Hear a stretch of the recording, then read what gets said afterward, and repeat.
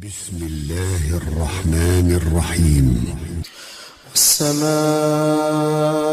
والطارق وما أدراك ما الطارق النجم الثاقب إن كل نفس لما عليها حافظ فلينظر الإنسان مما خلق من ماء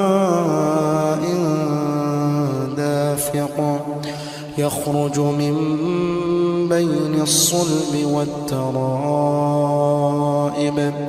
إنه على رجعه لقادر يوم تبلى السرائر فما له من قوة ولا ناصر والسماء